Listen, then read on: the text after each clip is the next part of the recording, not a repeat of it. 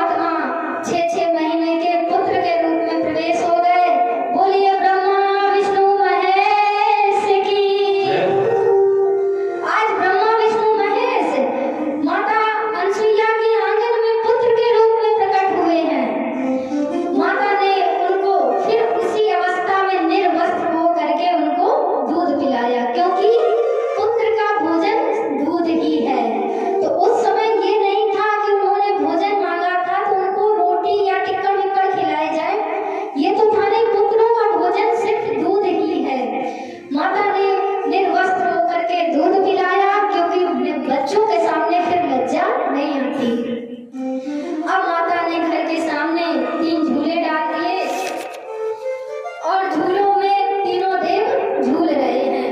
हम भी भगवानों को झूला झुलाते हैं। माता अनसुईया ने डाल दिया पालना, माता अनसुईया ने डाल दिया पालना, माता अनसुईया जी ने डाल दिया पालना, माता अनसुईया जी ने डाल दिया पालना। पालना झूल रहे थे।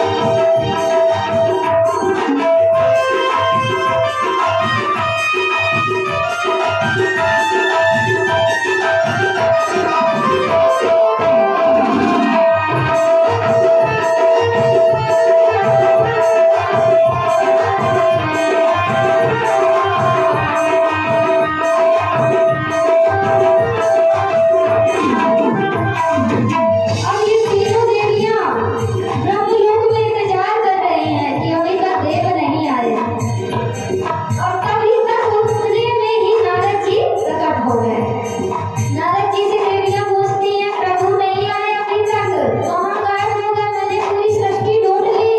वो तो कहते पतिव्रता को नारी को देखने को लगता है खुद ही बन गए हैं कुछ, तो वो वापस नहीं आए। तो नारद जी कहते हैं, आपने तो बिना सोचे समझे उनको भेज दिया, अब उनका हाल पूछने वाला कोई नहीं है। देखो नीचे वो छोटे छोटे बालक के रूप में बैठे हैं, खेल रहे हैं। देवियों ने नीचे नजर देखी तो चित्रकूट में माता अनसुईया के आंगन में तीनों देव खेल रहे थे। अब देवियां दुखी होकर के कहती हैं कि नारद और ये पति कैसे मिले, ये तो बच्चे बन गए। तब नारद जी कहते हैं, माता अनसुईया बहुत दयालु हैं, आप उनके यहाँ जाइए और हाथ जोड़ करके प्रार्थना करिए, वो अवश्य आपके पतियों को लौटा देंगी। देवियां तुरंत गई और माता से कहती है, माता मेरे पति वापस कर दो।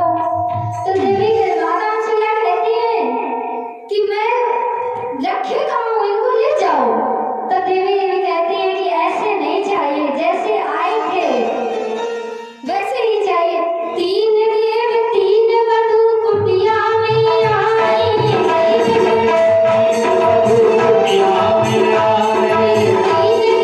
दुखी होकर कुटिया में आई। माता के पति से बरसती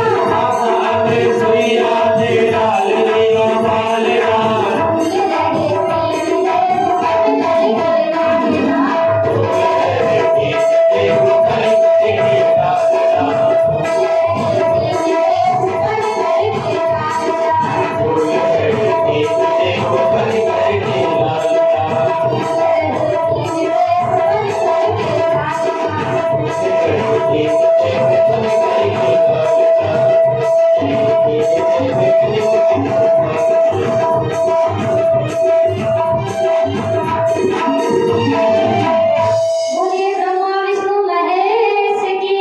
जय हो। अनसुईया